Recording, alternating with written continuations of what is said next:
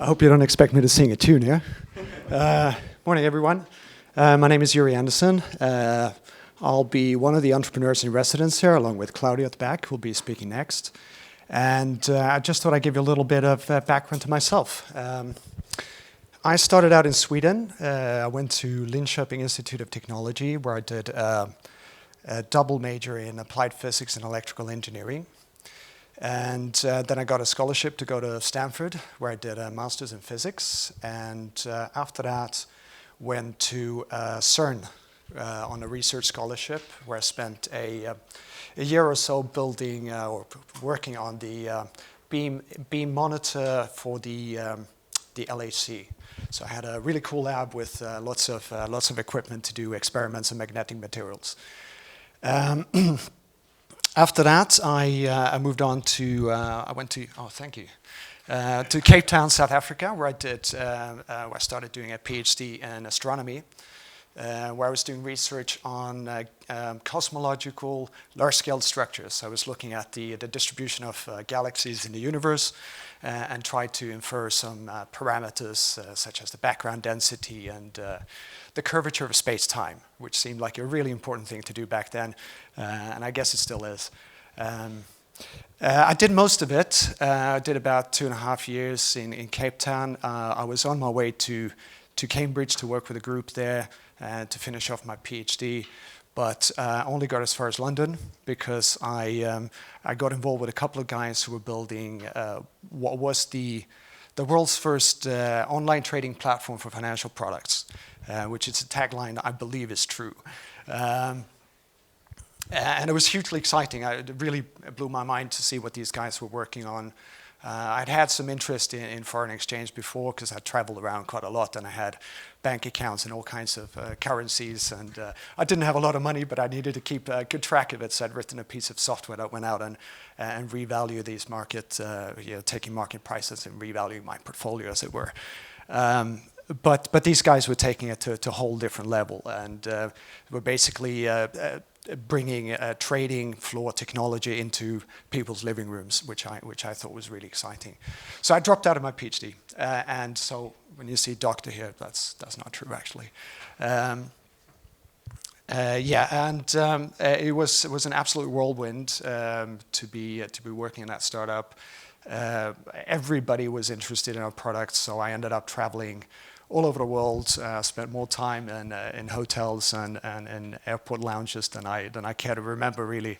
I'd spend a day in New York doing sales meetings, the next day in Hong Kong doing project management, and the following day flying off to Johannesburg to do a press release. That went on for about 3 years until we got bought up by a company called CMC Markets, which is it's now a proper bank with a banking license and valued at £1 billion or dollars. I'm not really sure which, but it's about the same these days. So it's kind of cool to know that we had a great part to play in the success of that company. But obviously being bought out like that means that a lot of changes, cultural changes. It's a new company, they got different objectives. So for me, I thought it was the time to leave as well. So I went back to Hong Kong, where I was based for a while, and started another fintech company, startup in the same vein as the first one. And got first round of funding, went to Silicon Valley to set up a prototype. Got a second round of funding, went to India, where I spent a year setting up operations, development departments, and support. Set up another development department in Israel and another one in the Netherlands, and we're running sales out of London. It was an operational role. I was a CTO, COO, C, whatever O. You've got to really mix it up, I think, in a startup. We ran it for 3 years, but we did make a couple of mistakes along the way, some critical ones. So in the end, we went bust. And people try to spin that as a positive thing. People say that they successfully bankrupted a company. I don't know. it's good, you know. You lick your wounds and you move on and you learn from it. But also it's a painful experience. So it took a little while to get over it. But as I said, you learn from it and you move on.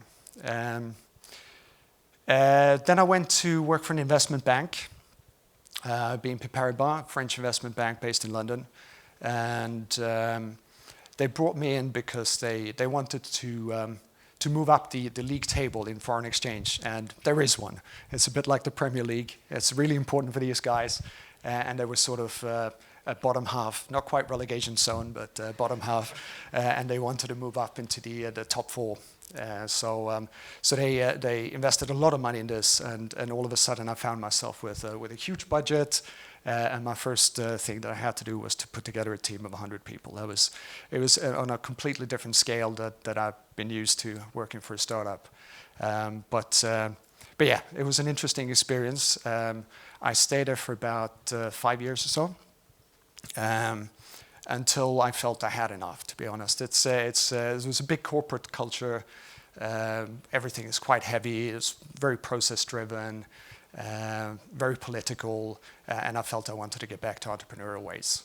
So I left the bank, went on to do an executive MBA at London Business School, and because it was a part-time course, I also had a lot of time to dabble around with a whole bunch of different things. So I did some projects in clean tech in Africa.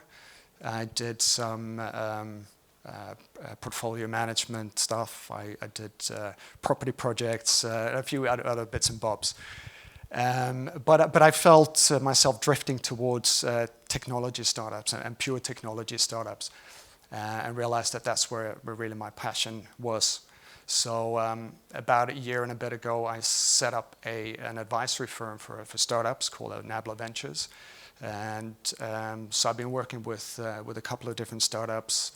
I did one in virtual reality, artificial intelligence, been involved in a photonics one, and a quantum technology one. Which is what brought me here to Bristol a few months ago. And when I found out about Q-Tech that they were setting up, I got really excited and wanted to be involved.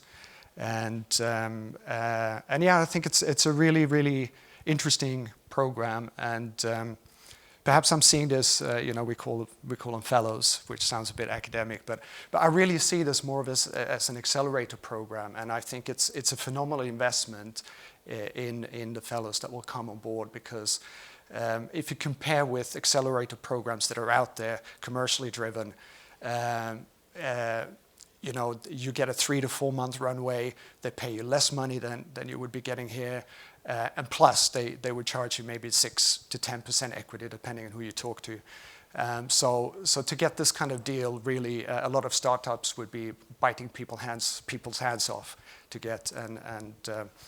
So I hope that we can convince you that this is a really interesting program to get involved with, and I'm looking forward to working with you to come up with some new and exciting business ideas. So thank you.